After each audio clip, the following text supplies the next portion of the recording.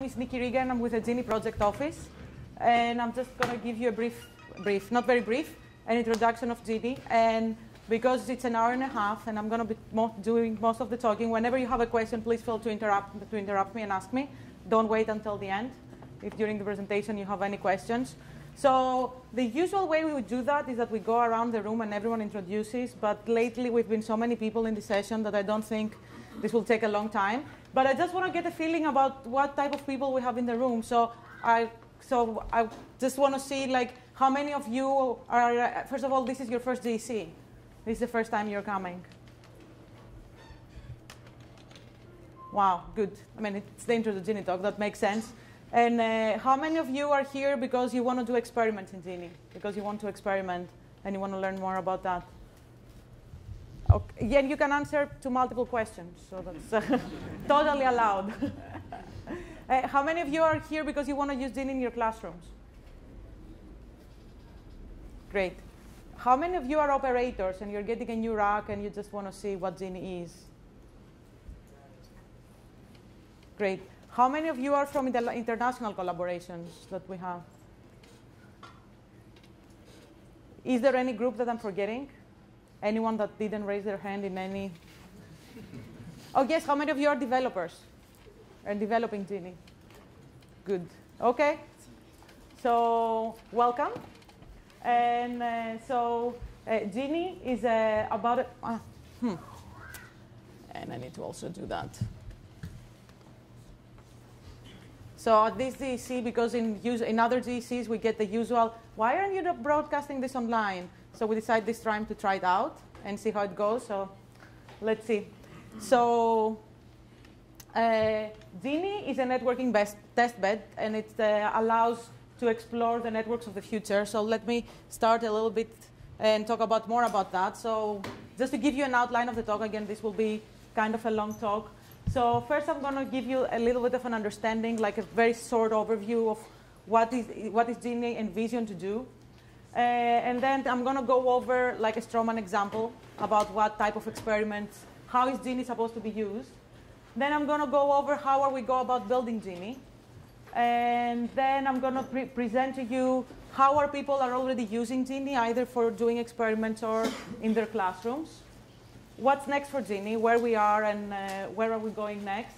And then I'm going to go over, I'm going to do a small live demo, going over some basic key concepts that you're going to be hearing again and again over the conference, especially if this is your first GENI, you might be a little bit overwhelmed with new terms through the session. So I'll try and give you an overview of the terms and just go through a very small demo so that you can see a little bit how to use GENI. Okay? So what was the problem? How come we started building GENI? So before GENI, there was just the internet. And in order to be able to experiment in the internet, you only had access at the edges. Internet was built in a kind of an ad hoc fashion. So we all talk the same protocol. You plug your router, you plug your computer, and it works. So it's very hard, first of all, to analyze. And we know that all of us trust the internet. We're doing our online banking and everything. But it's a system that is inherently hard to analyze. So and it's very complex and has a very complex behavior. So also, it was very hard to innovate in the internet, right? You have access to the edges. You can run your software there. But if you want to do something more smart in the core of your network, if you want to implement a new routing protocol, if you want to do something smart, then you cannot really do that if you're just using the internet for experimentation. And that is how we start thinking that maybe we need a test bed just to run, just to be able to experiment with networking protocols. And so basically, what is GENI is an infrastructure for experimentation. So it's large scale. I mean, it's not in the scale of the internet yet, and I mean, we're not even close to that. But the idea is that it's going to be a large scale network test bed where you can go and run your protocols, and you will have access even in the core of the network. So how do we do that? So this is our GENI infrastructure, and every experiment, so let's assume that we have this test bed, we build it, and then you want to run an experiment. How do you go about do that? You get what we call a slice. This is the first GENI term that I'm introducing today, which is basically is a subset of the resources that GENI has where you can run your experiment. And the idea is, because it's a test bed, it's a shared test bed, and multiple experimenters can run an experiment at the same time. And I know it's not very clear to see here, but some of the resources might be shared. So I'm running an experiment, you're running an experiment, we might be running on the same server, or we might be going through the same router. But the idea is that the slices in GENI try to isolate experiments so that we don't conflict with one another, so that my routing protocol doesn't interfere with your traffic and vice versa. So although resources can be shared between slices, we're trying to keep them isolated so that we can run many parallel experiments at the same time. Also, within one experiment, you basically get access to everything, or to almost everything inside your slice. So you can install any software you want. You get root access to your machines. You can install any software, any services you want. You get access to the switches. For example, their open flow switches across the GENI footprint, where you can go and decide how you want your traffic to be forwarded and make routing decisions. So it's deeply programmable. You get access to program even in the core of your network. So what type of resources do we have in GENI? So the first is compute resources, right? It's a test, but you need somewhere to run your software. We have GENI racks, which are being deployed for the past year, and and we keep deploying them. And they're basically what you can imagine is a rack of resources. It has many servers where you can either get a bare metal host or you can get VMs. And it has also switches, so that you can. It has an open flow switch so that you can control the traffic. We also have GENI wireless compute nodes for our wireless testbed and our wireless resources. And we are also federating with existing testbed. I don't know how many of you are familiar with Planet Lab. No one knows Planet Lab? Okay. How many of you are familiar with EmuLab? Okay. So we're also federating with these testbeds as well. And if you have a GENI account, you can also access this type of resources. Okay. Now, how do we do networking in GENI? So, as I said before, within a rack, assuming that this is the stack of a rack, we also have a switch that is an open flow switch that we share among our different experiments. We are also trying to GENI enable the regionals and the research backbones. And for the wireless portion of it, we're installing WiMAX base station in different campuses, and I'm going to show you a little bit later where do we have WiMAX base stations. And then the compute resources, the wireless compute resources that I showed before, connect to these WiMAX base stations. And all the WiMAX base stations are connected to each other so that you can have like a large-scale distributed wireless testbed. Okay, so now we have these resources. How is the envisioned use of GENI? And this, I'm going to go through a very nice cartoon type of story. So assuming you're researchers and you have a great idea, and then you have all these people say, oh, this will never work. This is not a good idea. This won't scale. This won't work in the internet today. So what does the experimenter do? Okay, I'm still going to try it out. So I'm going to implement my software. I'm going to get going, and I'm first of all going to try it in the lab, right? You need like some local resource in order to start developing your code and do some small tests that it works. And once I have this working, then you can go and get a modest size slice in GENI and just start to test it out, shake it, find any bugs that there might be there, and start his experiment. So it turns out that this is a very good idea, that the researchers want to do how it scales. So it slowly grows its footprint within GENI, and it gets more and more resources to deploy it. And this happens at the same time as other people are running their experiments, right? And now you have people from the outside say, oh, this would be an interesting service. If this was available, I would use it. Like, this seems very good. So then you can start attracting real users within your GENI slice, and this is what we call opt-in users.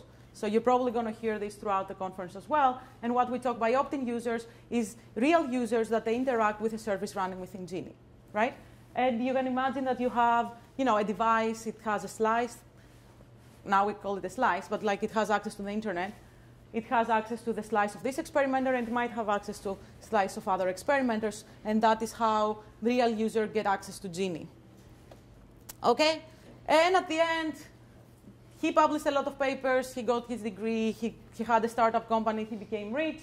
There is a new service running, and you can imagine if this is not very incompatible with the internet, you can slowly start migrating to, to the internet. And, and then you have, oh, yes, that was a great idea. I always said so.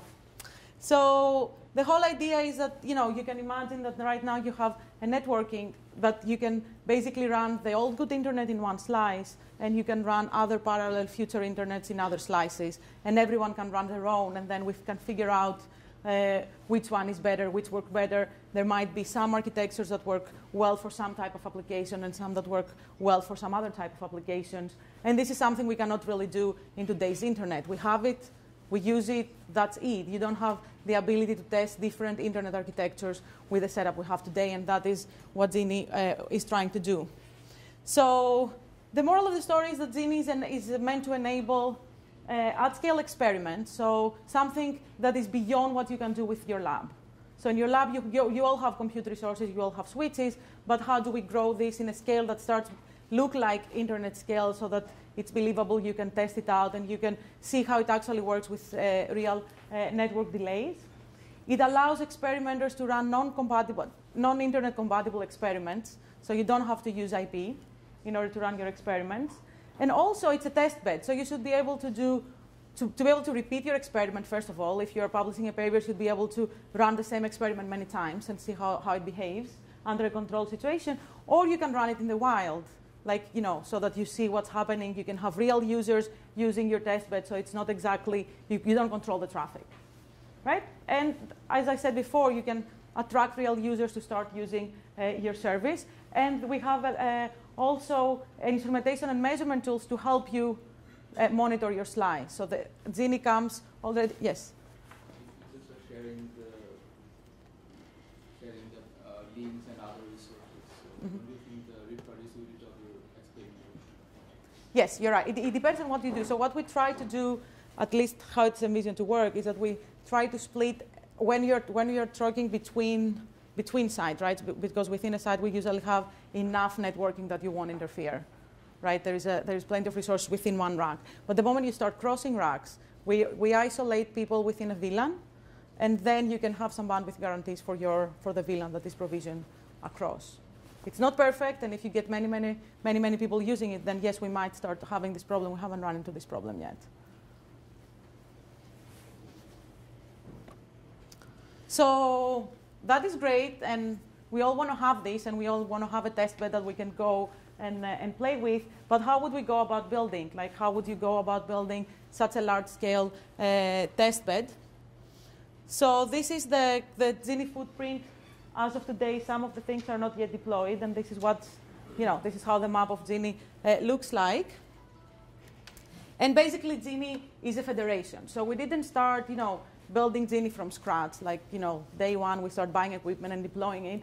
We try to federate, as I said before, with existing test beds, so take advantage of other test beds that are out there and try to create the networking between them so that people can use them. And then we try to also, it's supposed to be a federation in the sense that if you try to GENI enable, and I'm going to talk about what GENI enable means, different campuses, regionals, backbone, with the existing infrastructure they have, then you suddenly can federate across multiple sites and get a large topology, and every slice can get a part of these resources, of the federated resources. So there is not one place where we administrate the whole GENI. It's a federation. Every campus offers some resources to GENI, a regional offers resources to GENI, and then that's how we grow to the scale that is needed in order to be able to do large-scale experiments. So, as I said, it's very hard to start building from the beginning, like an internet-scale test bed. So how would we go about do that? So the first thing you need to do is GENI enable the existing equipment, so that then you can start deploying it in campuses, in regionals, in backbones, and so that the experimenters can get access to the existing resources, and that is how you can build this at-scale prototype, and I'm going to talk about each individual place, how we do it. So the idea is that we will try to GENI enable existing equipment, commercial equipment, that then the campuses can go and buy, so that they can allow access to the resources to GENI experimenters. So this is just like the GENI architecture, and I'll try to go over this diagram a little bit to give you an idea. So let's start with a campus. You have your experimenters, you have your students, and they get access to GENI. And in all the resources we have, you can imagine that we have basically two different planes. So there is the data plane, which is where you send your data traffic and you get to experiment. And then for all GENI resources, we also have what we call a control plane, which is the blue line over there, right? That basically allows you to control your resources. So if you want, for example, to start a new service, SSH to your node, you can do it on a separate channel than the place where you're sending your data, right? So, and this is how GENI is envisioned to work. And you can see, for example, in campuses, we put a rack where all the local experimenters can get access to and remote. And then you have GENI-enabled switches that they connect you to your regional. We are also putting racks in the regional so that you can have compute power in the middle of the network, not only at the edges where the campuses are. And then from that, we also GENI-enable the switches in the backbone, and in our case, Internet 2 and NLR, right? And then you can imagine, and then you have more campuses. And you can also connect non-GENI infrastructure at the edges or in the core. So if, for example, a campus has a rare measurement equipment, they can connect it to GENI so that people from remotely can get access to it. Okay? So just some examples. So Georgia Tech is a very good example of a GENI-enabled campus. They did a lot of tests with commercial equipment. And the main thing you need to remember, especially if you're from a campus and you're saying, OK, how can I be a member of GENI? How can I GENI-enable my campus? You usually need the collaboration of both a researcher and someone from your IT department, right? Because you will need support in deploying GENI. GENI is a networking testbed, and we need to deploy it at the, you need to get access to layer 2, and you need to get VLANs all the way to your regionals. So you need support from your IT department. And every time before GENI enabling a campus, we always ask to, that the proposal comes from both a CIO and a professor at the same time. Okay?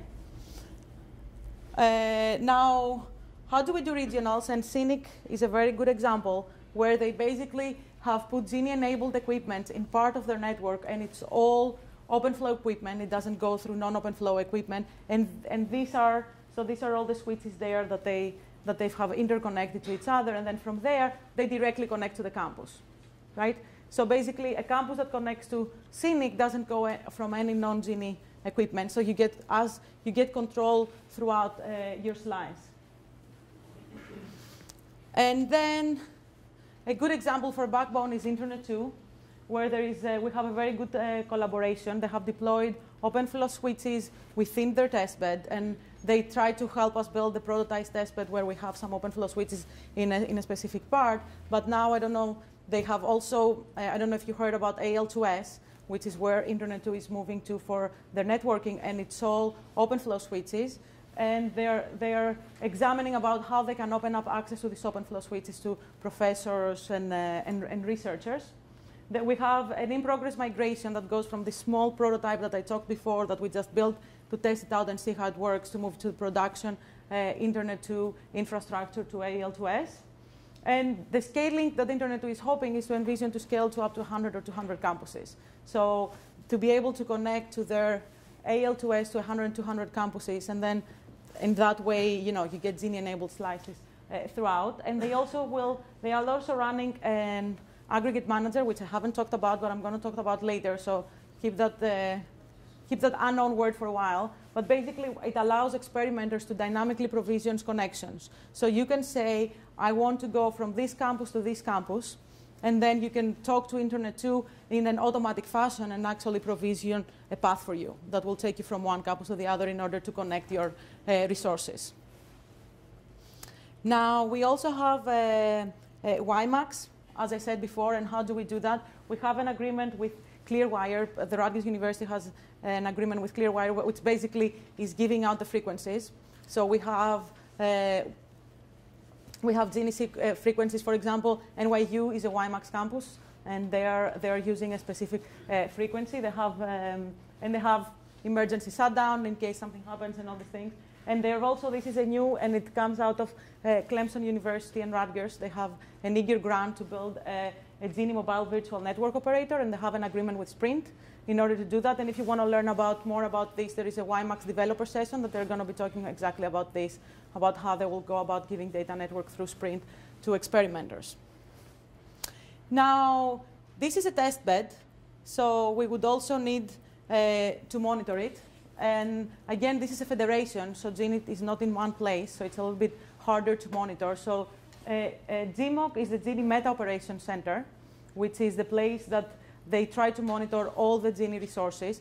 They collect data from all the different places that they give resources to GENI experimenters. They have a notification system and a resource reservation system. And for example, if you're running experiments in GENI and you're using a lot of resources, they also keep all their outages in a Google Calendar. You can go and bring it up so that you can see what's happening. So for example, you run an experiment, something goes wrong.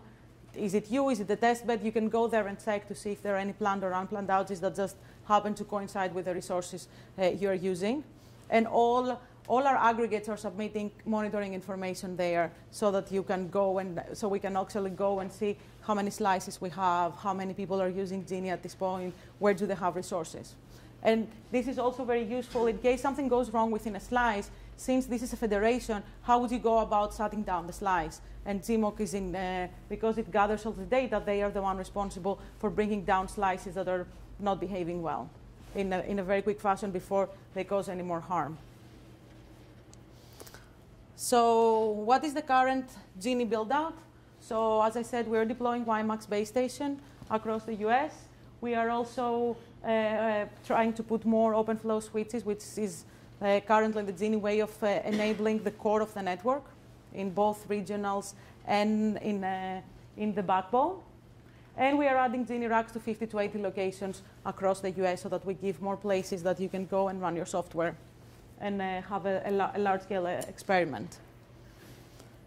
So currently we have at least, we have 2 teams that are deploying racks in the campuses. We have more teams that are trying to build GENI racks, but they haven't been deployed yet. One is out of IBM, and Ilya Baldine from RENC is the PI. And Rick McGeer from HP Labs is leading the other effort from HP to build GENI racks. And if you're attending the tutorials, today you're going to be using both types of racks, both ExoGENI and InstaGENI. And you're going to get a feel to see how, how it is to use this type of resources. So this is our GENI WiMAX footprint. We will have 26 WiMAX base stations across the US. They are all connected through a layer 2 network to each other. So you can imagine, you can have wireless experiments across the US. And they are also sliced and virtualized, like the rest of GENI. As we said, this is very important for us to have multiple people being able to use the same WiMAX base station. And tomorrow, if you're coming tomorrow, there are like two demos in the plenary that are going to be using the WiMAX resources of GENI, so you can get a feel about what people are doing with WiMAX. Okay, so I'm hoping by now you have like an idea more or less about how we go about building GENI, what is out there, how we're trying to build it. And I just want to go over some of the use cases of how people are using it for experiment and how are they using it in their classroom. So we are in GENI in general, we're doing a spiral type of development. So we build something, we build a prototype, we get people to use the prototype, we get feedback from them, and then we go improve it and build more. So GENI is gaining a lot of traction with experimenters. We are well over 1,000. I don't know what the exact number, but we're well over 1,000 users at this point. And we have many experimenters actively using GENI. It's not that I came, I tried it, I ran an experiment, and then I gave you feedback and then I leave. We get people using it every day, trying to do the research, using it in their classrooms. We are getting to the point that we start having a large footprint, and it starts getting hard for experimenters to be able to manage the resources across the different locations. So we are actually reaching we start pushing the limits of the current tools we have, and we need to start building more and more sophisticated tools to help with that. We need better tools for monitoring our experiment. And we need to be able to start supporting services that run within GENI. So I talked about this idea that suddenly you can run a service and you can have real users using your service, right? And this is also a challenge when you have multiple people trying to use it and you have contention for resources. So we are thinking about these problems, and this is our effort for the next 2 years. So some of the experiments that we have been running. So this is Active CDN, and it's out of Columbia University. And basically what they wanted to do, they wanted to try and put some smartness within the network. So, you know, GENI seems ideal for such type of an experiment. And this is the one of the slides they had across the US. And basically they wanted to have some smart routers running within the network.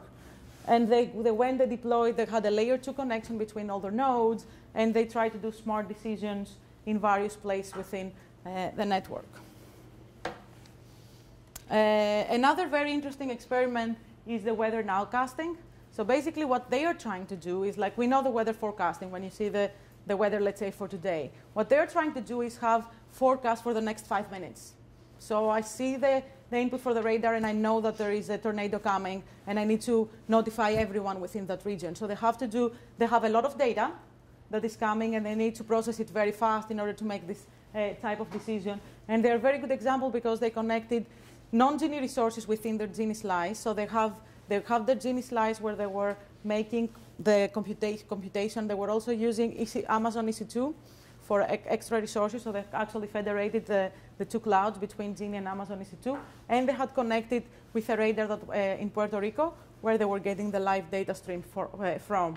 So it's a very good example about how you can bring unique resources that are out there and connect them to GENI in order to run your experiment. GENI also enables, cloud research. Prasad Kalyam from, I need to update that, he's in Missouri now. He's not in Ohio State anymore. He's doing virtual desktop cloud research. So he's basically is exploring how the quality of experience affects when you're running virtual desktops. So, for example, you have your word processor running in the cloud and you're accessing from your phone. How does the quality of experience reduces as the different networking conditions changes? And he's using open flow switches to connect the servers and the clients, and then he's trying to make smart decisions to ensure that the clients get very good quality, very good experience. And it depends. And he has some very nice demos where, depending on the device you have different requirements, and how does he make the smart decisions within the network. I've already said that tomorrow Mobility First is going to be doing a plenary. So if you want to learn more about this project, you should come tomorrow to the plenary. And they're also having a demo tonight at the evening demo session. But basically, Mobility First is one out of the 4 big future internet architecture projects that were funded from NSF. And they take the approach that everything is going towards wireless and mobile devices, and we should build an architecture that is basically optimized for mobility. And they also have used a prototype GENI, so they started a while back before when we were still in prototype mode, and they're using the WiMAX base station in Rutgers, and they're also using the GENI Footprint in order to deploy their architecture. And this architecture is not compatible with IP, so they didn't really have, they don't have another testbed to deploy it at. Another one of the future internet architecture teams is, the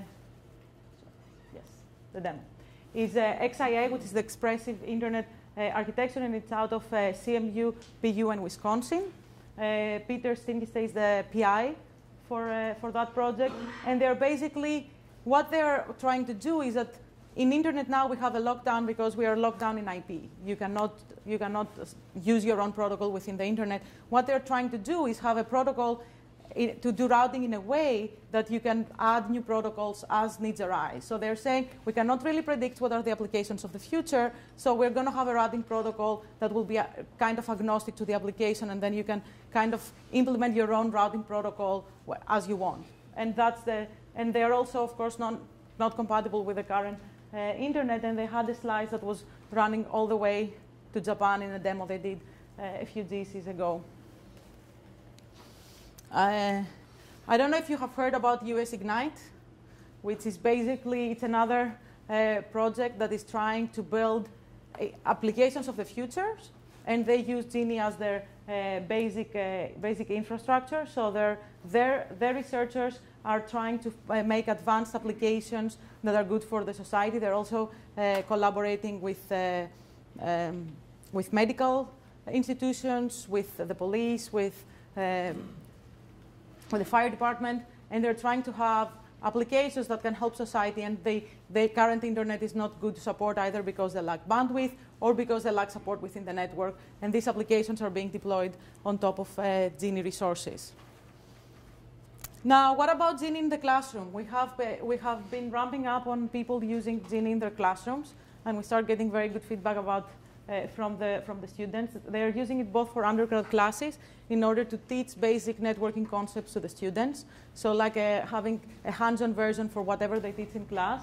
And we have graduate classes, both for hands-on experience in advanced concept and in order for the students to start doing their own research. So the class project and all these things they're giving them to do within GENI. Prasad Kalyam that I talked before, he's doing a cloud computing graduate class right now using GENI resources and the OpenFlow network. We have computer networking classes. We have wireless networking classes and distributed system classes.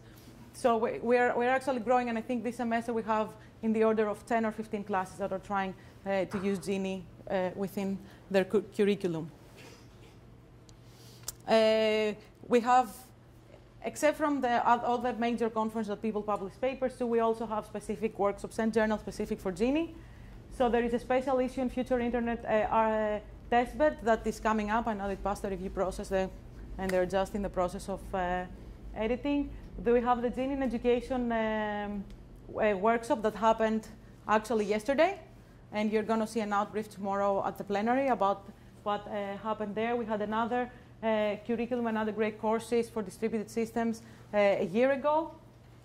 There is also the educational experimenter workshops, and we also have the TridentCom conference. And if you're thinking, I would say that you should consider, if you're doing Future Internet type of research, you should consider submitting to the next GENI Research and Education workshop, which will be in March 2014. And the submission deadline, I think, is January 10th. I'm not sure, but I believe that's the right deadline.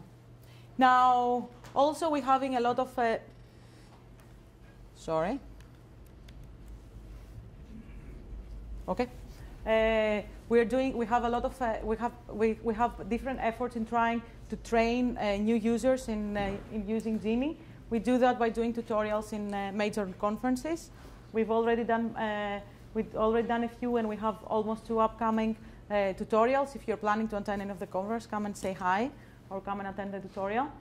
We're doing, of course, tutorial data engineering conferences, as you know, and I'm going to go through the agenda later and tell you which tutorial to go to. We do GENI camps. This is mostly for students or teaching assistants that they come and we have like a 5-day training sessions, and then they learn about GENI, they do tutorials, and then they get to do their own project using GENI. We split them into groups. And we also started this semester doing online seminars for teaching assistants. So in the beginning of the semester, if we have professors that want to use GENI in their classroom, we have online seminar to train the TA so that they can be more helpful during the course. And we will have a coming training session in the beginning of the spring semester. So if you are thinking of doing a classroom in GENI this spring, keep it in mind. We'll send an announcement to GENI Announce, and you can send your TAs to the seminar to get trained.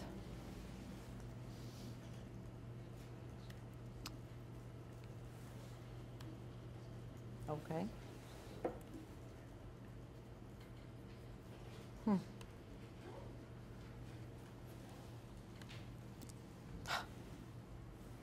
Okay, so what's next for GENI? So this is what we have, this is where we are now, but where do we want to go from here?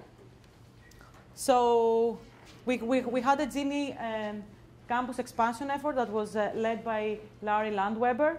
And there is a growing waiting list. We have more requests from campuses to get GENI-enabled equipment than NSF can fund at this point.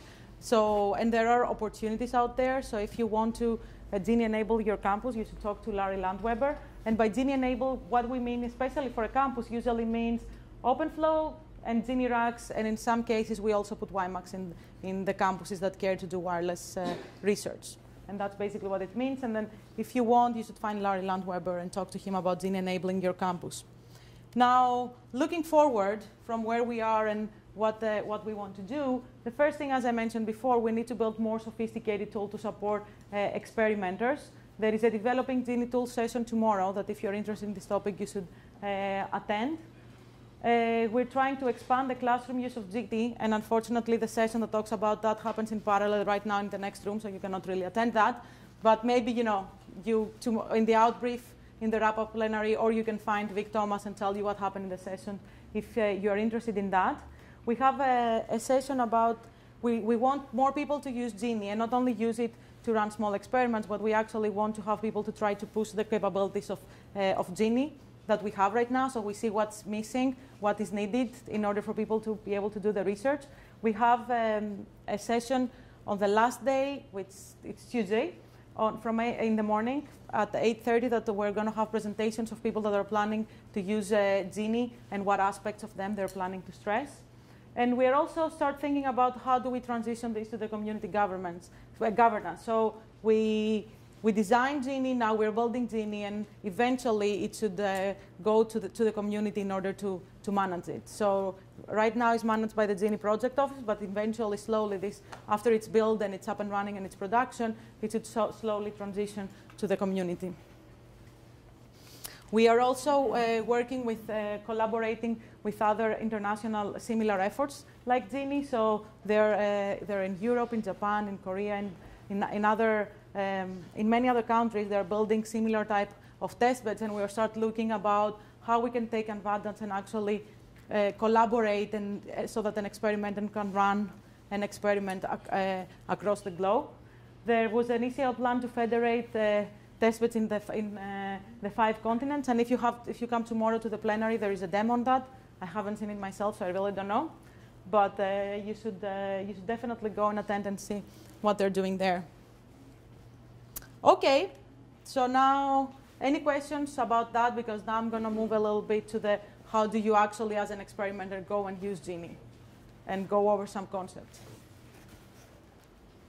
If you say that the GENI network is based on open, but if we take a look at what HP and Dell and Cisco are all doing, is they're moving to their own sort of proprietary solutions for SDNs. How does that impact the future of a network that's based on open source standard like those? So we are using OpenFlow because at the time that GENI started, it was the only sliceable SDN that we could use. But GENI is not locked in the OpenFlow in the sense that it has an API, what we call the GENI API. And as long as the infrastructure supports this API. So for example, if Dell has its own proprietary SDN, but they expose this API, then we can use it.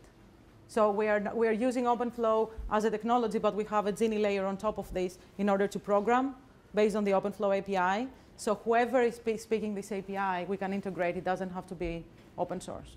So your infrastructure is vendor independent then? Yes. Yes. And that's why we're also trying to get multiple vendors to design and build this rack, so that the campuses have choices and we get different implementations. Other questions? So the GENI backbone, is it built on the top of the internet, or it's The GENI, sorry? the GENI backbone? So is it built on the top of the internet? No, Or so it's your own? it's its own network. It's its own GENI network. The links and everything. Yes, so basically that's why we need the collaboration of the regionals and of the backbone in order to get these links across. We have our own layer 2 infrastructure. We are still using the internet for the control plane that I talked before. So when you're trying to actually access your resources and control them, for that we're using the internet. But in order for the data plane to communicate, we're building a private network. How would you go about experimenting with very large-scale infrastructures? I mean, you know, it's obvious that you can deal with specific instances of infrastructures that are stitched together. Mm-hmm. But one of the problems is, for instance, very large-scale feature internet infrastructures. How would you go about that? Your infrastructure overall looks a bit limited in terms of size. So you mean it's limited because of in terms of managing it, or? It's limited in terms of abundance of resources and the racks and all that. Supposedly, you know, they're going to have populations that are extremely high in the future internet. Mm-hmm. So in terms of resources, that's why we took the approach of trying to GENI enable existing equipment. So as they're GENI enabled, they will come, so the resources will also grow. And also, but I'm not sure if you're worried about if we have a lot of resources or a lot of users. Both. So in terms of resources, I believe that's why the way that is built as a federation, it's very easy to plug in new resources. So in that terms, we should be able to scale just like the internet did, because it's not one person trying to deploy everything. And in terms of users, that would be a good problem to have. We're not there yet, but we are hoping that the infrastructure and the way we GENI enable campuses will actually grow at the same rate as we have new experimenters using it. Suppose that an objective of the GENI is creating new services, and how is a common user, not an experimenter, can get access to these services? So this is up to the service developer. So you can imagine that, for example, I'll take the case of the virtual cloud, of the virtual desktop cloud. They are building the infrastructure and they're having their servers and the clients within GENI. And then you can imagine that you will have an app that you download to your phone, and you can probably, they're going to tunnel you to the closest GENI point, and from there you're going to enter GENI. But how exactly this works, it depends on the specific application and service. But you have some agreement with the commercial service provider? Because I'm a user, not in the academic side. Yes, that is up to the actual person that is implementing the service to find out all these details. For example, you know, if they want to do experiments with real users, they have to go through the RB process. If they want to use commercial equipment, they will have to, you know, come into agreement with the commercial entities. But as a user, like, you know, if they just use the internet to tunnel you within GENI, then it's whatever, you basically pay for your internet connection to get there, and then it can be just an app on your phone or on your laptop that will give you access. But that really depends on what type of service they're providing and what they need, right? And US Ignite is actually helping a lot with that from the commercial side. At least for the communities and for states and cities where they're actually GENI enabling all the way to the home of people, in which case you get entered completely in GENI from the beginning. You don't need this hop through the internet.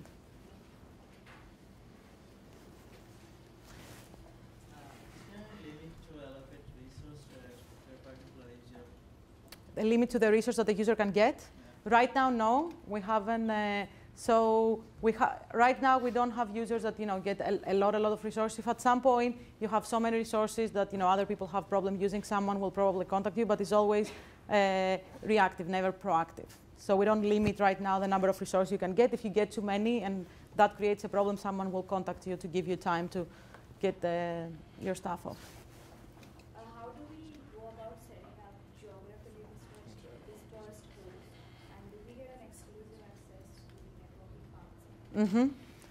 I'll go over an example now about how GENI works, but just to answer your question quickly, if you want to connect between different sites, this is what I call dynamic provisioning. So you get your compute resources, and I'm going to show you how, and then you will need to get a link that connects your resources, and this will be set up dynamically for you for your experiment and turned down after your experiment is done. And we have like a specific aggregate that will do this for you. Okay, let me move on, and then we can talk about at the end. So, okay, GENI, some terms and definitions. I've already started introducing a few of them. Let me just introduce a little bit more that you're going to hear, especially if you're going to tutorials. So the first thing, as I said before, experiments runs within slices. And what is a slice? An abstraction of a collection of resources. So an experiment, you can think of it as a slice. And an experiment uses different resources within slices. And as I said before, slices are basically isolation mechanisms between different experiments. And now, how do you gain access to GENI? Like I talked, GENI is, first of all, free for research and education. So, if you want access to GENI, it's free and you can get access. But how do we go about doing that, especially in a federated environment when different people should trust that you are a good user and that you are a GENI user? So what we have is what we call a slice authority, which is basically it goes and identifies the user. So you as a user, you're identified, you're a GENI user, you go to a specific authority and you say, I want to create a new experiment. And there is where you're going to create your slice. And then all the federated resources trust this authority. So when you say, OK, I have a slice there, please give me access to your resources, they will let you access and actually get resources there. What is an aggregate? I said before, remember when I said that Internet 2 runs an aggregate manager? This aggregate is the actual service and the system that manages the resources. So for example, every rack is its own aggregate manager that manages the resources of one rack. Planet Lab is a different aggregate manager that manages the Planet Lab resources. Ion is the aggregate manager that manages the dynamic stitching within Internet 2. So basically how it works is that the users talk to the slice authority and get back what we call slice credentials, and then it presents the slice credentials to the aggregate manager and gets real resources that she can use. So another term that you're going to use is a sliver, and a sliver is one or more resources in a specific aggregate. So slice, right, is this whole abstraction of all your resources. But the actual resources you get within an aggregate, that's called a sliver. So if, for example, you get a VM within one rack, that's one sliver. And then if you get a VM within another rack, that is a different sliver. So a slice can contain many slivers that are connected, between them. Now, another thing you're going to hear a lot about today, and hopefully you won't have to look at them a lot, is what we call RSpecs. So you are a user, you are a certified GENI user, you have your slice, and you want to go and ask for a VM. How would you go about doing that? So what we use in GENI is RSpecs, which is basically an XML document. There's nothing more. And it's basically the language that the user used to negotiate with the aggregate, describe what you want, you give it, and then they give it back to you. So it's basically our way of describing resources. And we have 3 different types of RSpecs. We have the advertisement, the request, and the manifest. So the first thing you need to find out as a user is what is out there, right? So you need to go to all the aggregate managers and tell them, tell me what you have. What can I get in this aggregate? And this is what we call the advertisement RSpec.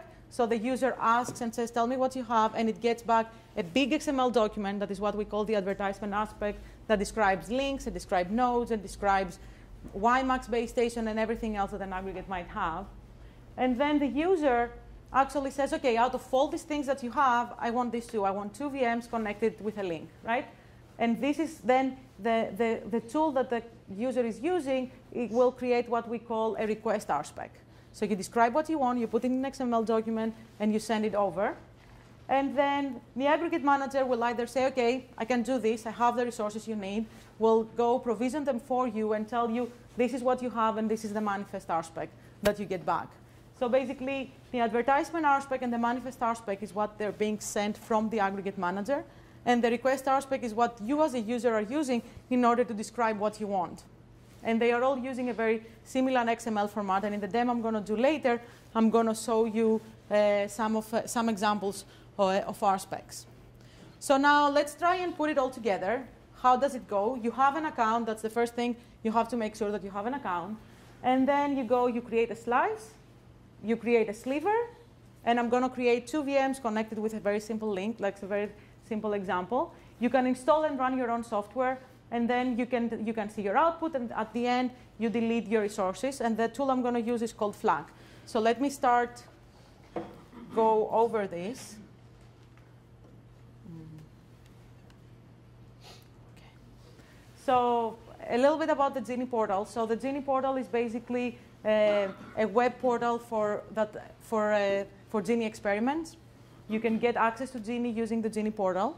And then from inside there, you can organize your experiments and your slice and your slivers and all this. So I have an account. So you use GENI.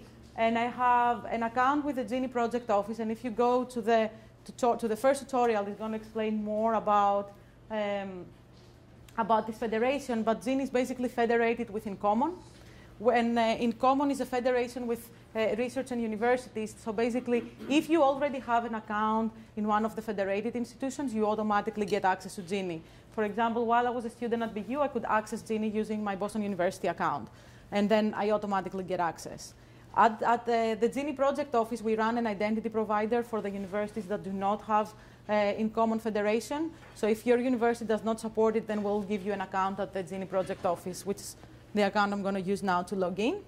So you basically choose your identity provider, you write your credentials, and then you press continue. And you can think of in Common and this federation just like the single sign-on when you're using your Facebook account to log in somewhere else, right? So you're basically using your university account to log in to get access to GENI. And now I'm within the portal. And this basically will help me manage my experiment. So the first thing I need to do is I need to create a slice. And I'm going to do it under the GEC18 project. So I will just create a slice. Let me.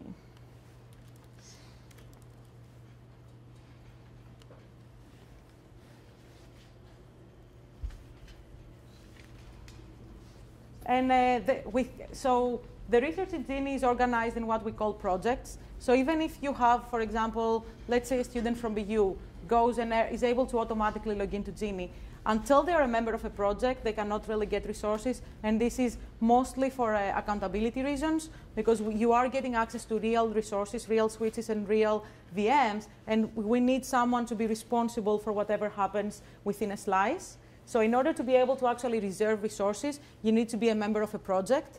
And we usually ask professors, faculty members, senior staff in a company to create the project and be the project lead and be responsible for every person within their project.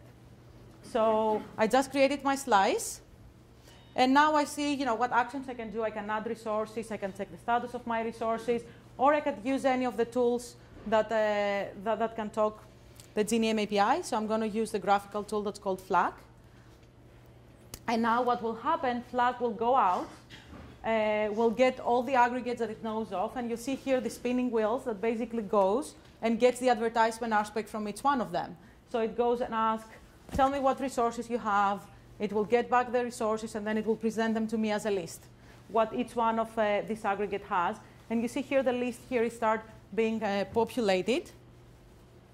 And you see, for example, I can get VMs, I can get drop PCs, I can get Zen VMs.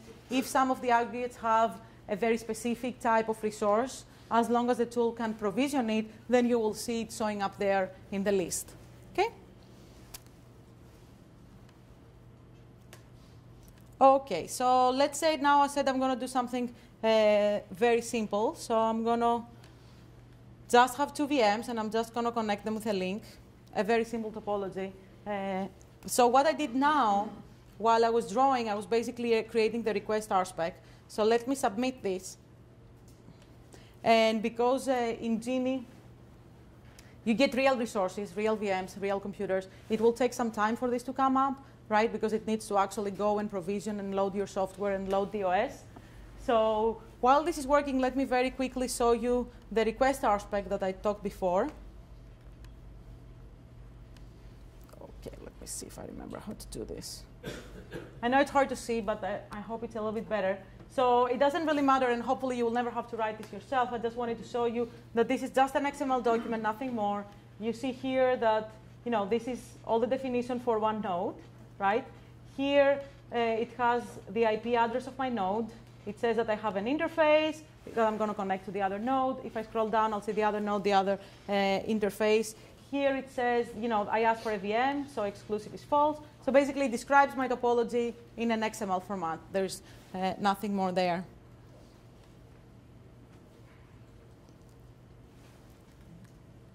Oops. What did I press? Let me just reload it. Sorry for that. I probably pressed somewhere I shouldn't have pressed. So now that I reload it, that's good so that you see also what's happening. You see here that it will go again and ask, because I reloaded, right? It will go and get the advertisement. It's going to load them. And then it's also going to go and ask, does this person have any resources here? So it will go also to get the manifest RSpec for each one of the AMs. And if my reservation went through, we should see my topology being drawn there. If my reservation didn't get through, it will be empty. Let's see what will happen. And up there in flac, you see what it's actually doing. And now, for example, it says that it's parsing the advertisement RSpec still in order to be able to draw. You see that the emulab.net takes a little bit longer. And that is because emulab has a lot of resources. It's a place that they have over, I think, 700 PCs, and I don't know how many switches. So it's a very big cluster of computers, and it takes a while in order to be able to process the advertisement RSpec. And you see here that it also went and asked all of them if I have any resources already reserved. And you see here that I have the reservation that I did before. The fact that the background is green, that means that my resources are ready, right? They're already provisioned. And if I try now, for example, I should be able to actually have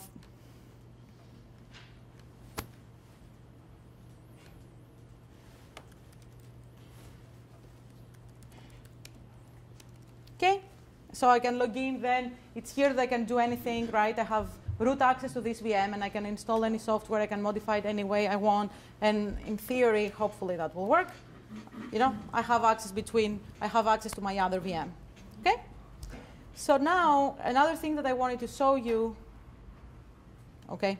So what I did here was I just created two nodes, blank nodes. They didn't have anything installed. They are completely, they run, in this specific case, they run Fedora 15, which was a default OS, and I can go and customize them any way I want.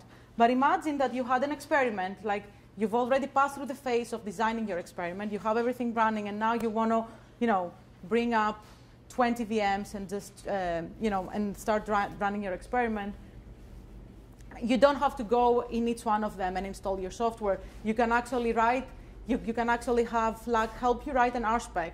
And we're going to do that in the part 2 today of the tutorial, of the Intro to GENI tutorial, that will automate the process of installing your software.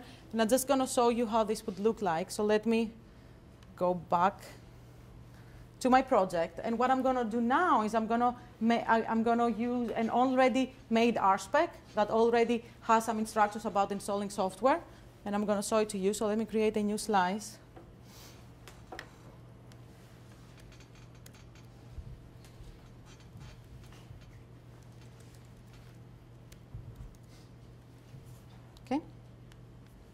So now I want to run another experiment. So what I do is I have to create a new slice that will contain my resources. And then I'm going to do, instead of actually trying to draw a topology, I'm going to import a ready-made topology. This is also very useful if you want to run a class. So basically what you do is that you create this RSpec and you save it, and then you give it to your student, and then your students can just use this RSpec and will bring up the topology you want and customize the nodes the exact way you want them for your students to use them. So if I go here, I'll launch flac again. We'll go through the same process of, you know, getting the advertisement RSpecs, getting the manifest RSpec to be able to verify that this is an empty slice. And in the meantime, let me try and find the RSpec.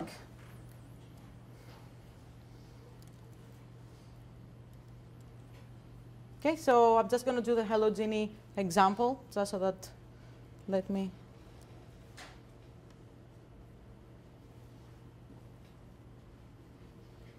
Okay, and you see up here that flac has this button that's called import. So you go to import, and you can either import from a file you have on your computer, you can copy and paste in flac, or you can import it from the web.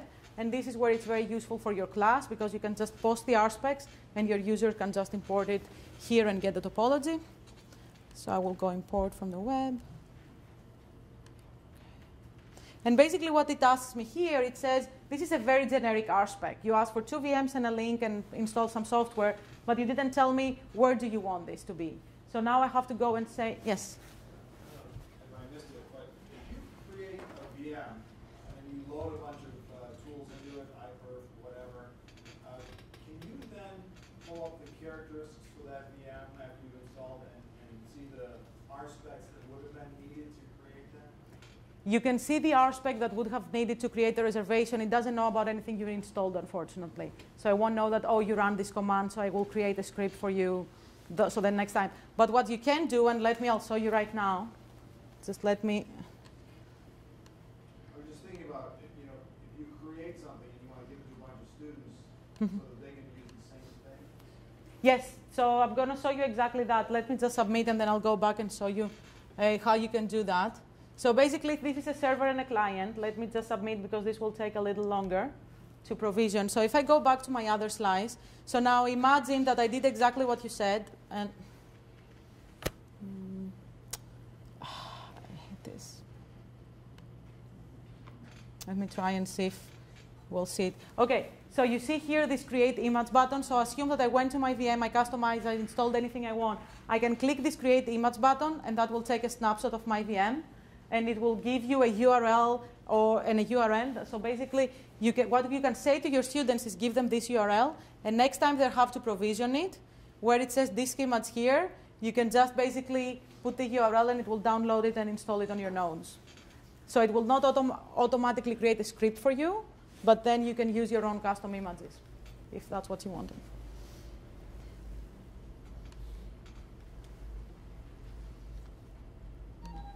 Okay.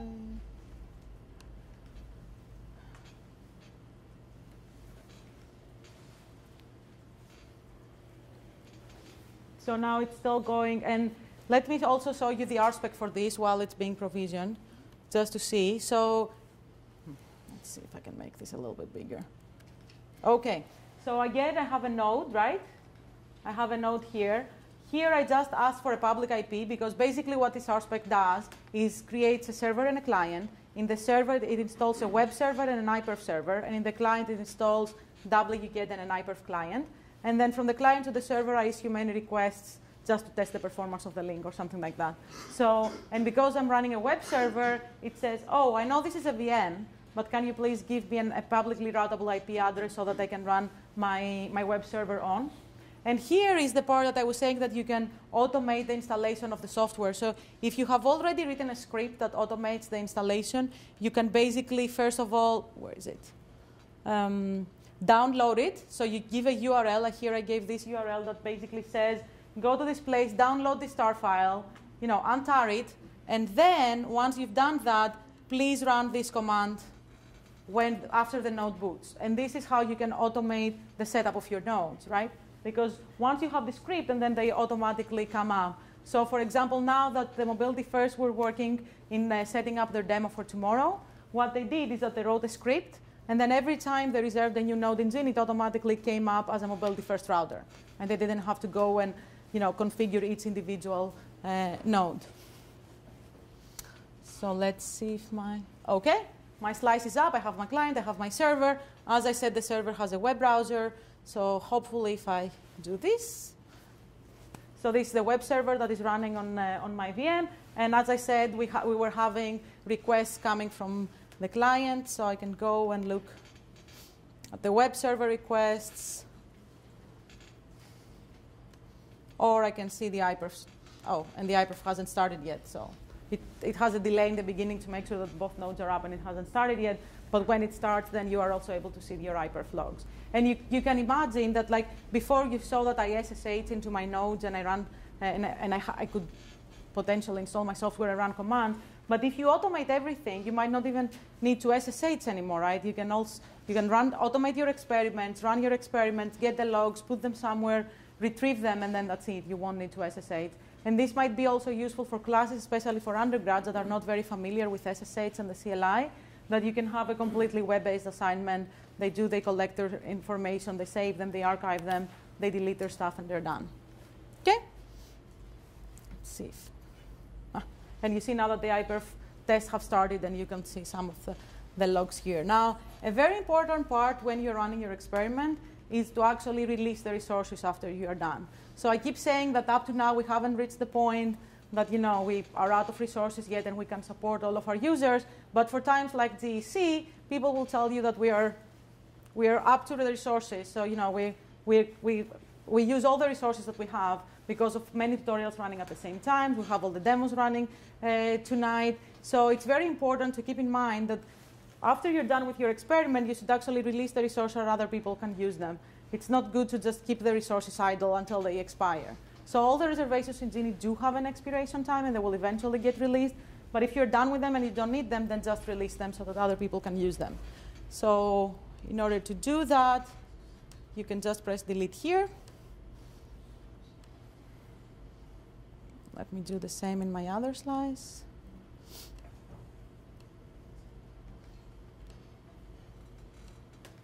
Okay. Any questions? So yes, I want to release the resources when I can, but if I've originally taken a rather conservative view, I need 3 months to do the experiment, and then I find I need more time. Can I extend yes. the expiration date? So right here it says extend, and for how long? This is pretty conservative. It's in terms of days. So depending on what you want to do, so we have slightly of a problem here because GENI is a unique resource, and you cannot really develop your stuff anywhere else other than develop your code and test it between two computers. On the other hand, it's a shared resource. So there is kind of a debate for how long you should get your stuff for, right? Do I get them for 6 months and try to build it? Or I try it didn't work, I bring it down, I fix it, I bring it up again, and I go through this process.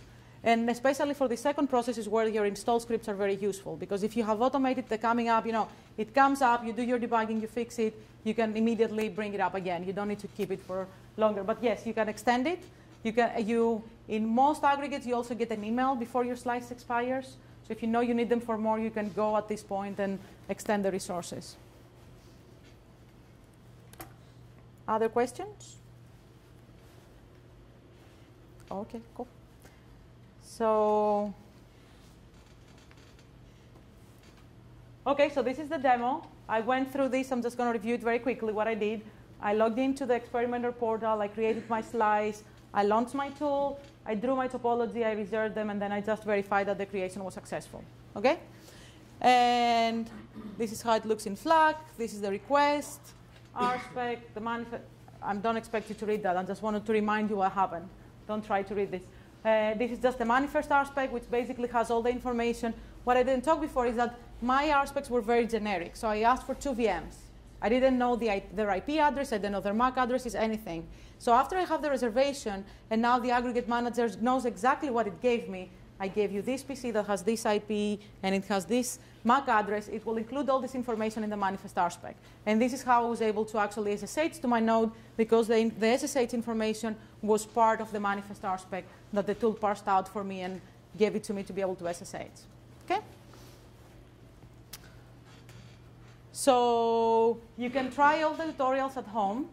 If you go to the GENI.net, there is a wiki there that's called GENI Wiki, and there is a tab that's only for experimenters. And under there, you can find many tutorials you can run at home.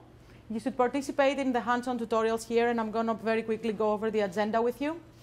And you should, if you don't already have a GENI account, which if you're planning to attend a tutorial, you should do that immediately. So how many don't have a GENI account? Okay, anyone else? Everyone else has? You don't? Okay, so whoever does not have a GENI account can come and find me later so we can create an account for them, especially if you're planning to take tutorials. And an easy way to know if you have an account is if you see an orange dot in your badge, that means you have a GENI account. So if you don't manage to get an account today, you can come and find us any day at the experimenter help table, and we can get you an account there. And as I said before, students cannot lead their project. They have to find a professor. So we'll give you an account. You're able to log into the portal. But if you want to actually reserve resources, you have to have a professor to create a project for you that you can join. OK, now about the agenda. And I know that you cannot even read that, but I'm just going to point out some stuff. So you will notice in your agenda that we gave you that there are some green dots there. So the green dots are for newcomers. So if this is your first GEC, this is what we recommend, because GENI can be a little bit overwhelming. And if you end up in a developer session that have been meeting for 7 years and they are arguing about specifics of the AM API, you might get a little bit lost. So that's why we try to point out which sessions are good for experimenters. So we have the Intro to GENI tutorial sessions that go for the rest of the day. There is part 1, part 2, part 3, and they will help you understand and gain hands-on experience from how do you get to just reserve 2 VMs, like I did now today, to install your software, automate this process, and then how do you instrument and monitor the traffic within your slice. So you progressively, by the end of today, you should be able to have all the knowledge to run any complex experiment you want in GENI. Okay? Now, tomorrow, there is so GEMI and Gemini are on 2 INM tools that we have, instrumentation and measurement. And so if today, because unfortunately their tutorials run in parallel, so today if you're in Gemini or in GEMI, then you might want to go to the Gemini and GEMI demos tomorrow, that they're going to do like a live demo of their resources and capabilities more than what you're going to do in the tutorial today. There is an intro to OpenFlow after that. And then we have the educator and experimenter drop-in session, which is very informal. There is no presentations or anything. We just, a bunch of us are around, and you can come and talk to us if you need help or advice about running an experiment, running your class in GENI. If you have any questions, we just sit down and debug together. If you want to go through any tutorials you didn't have the time to, or you didn't attend, you can do it there, and we'll be around to help you. And for the next day, there is a WiMAX tutorial in the morning. NYU, as I said, is a WiMAX campus, so you're actually going to use the local resources here in order to do the demo, the tutorial. And in the evening, we have a very similar session of a drop-in, which is, we call it a coding sprint, where basically the developers get together and try to come up, to solve any integration issues that they might have. And on the side, we are also there to help you set up your experiment in GENI. Now, do you have any questions about the agenda? Do you want me to talk about any of the sessions that you've seen? I know you cannot read this version, but you might have looked in the version that you have. You're good? OK. So tomorrow we also have some birds of feather dinners. Everyone is welcome. You can just attend them. If you go to the agenda page, you'll find them on the bottom, because you will need to RSVP, so we know how many people to expect and make reservations. And so the first one will be GENI in education. They're going to talk about how to use GENI in a classroom. The second one is for instrumentation or measurement. So if you're interested in that, you can attend that. We'll have also the GENI education and research workshops. So if you're thinking of submitting, that might be good to attend, so that you can actually talk to other people that are thinking about that. And the organizers of the workshop are going to be there. And we're also going to have one about long-running experiments and services in GENI. OK? So how you can participate in GENI, the obvious ways to start running your experiments, run your classrooms. If you are interested in participating in other ways, you should attend the next GEC is in Georgia Tech. Thank you, Russ, for hosting us. And thank you.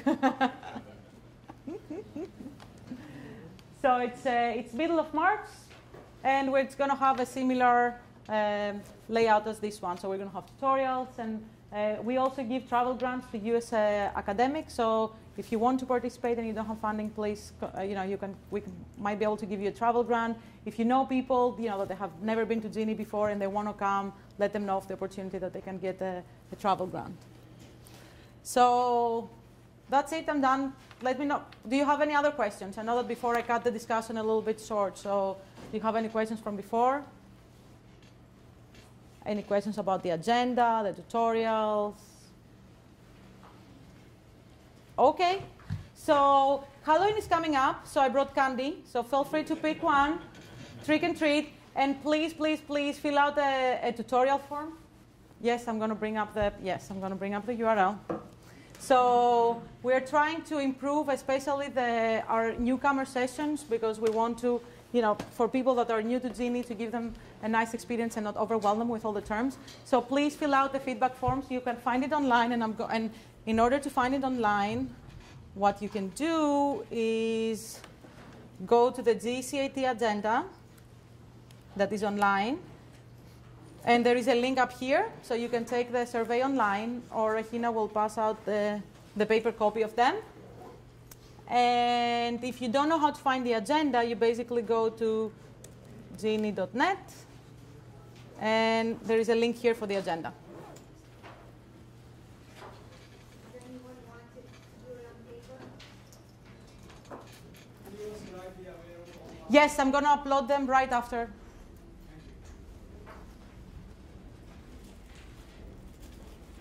Don't forget to get your candy. Halloween is coming up. Anybody else want to take that? Niky, for the public key, do you just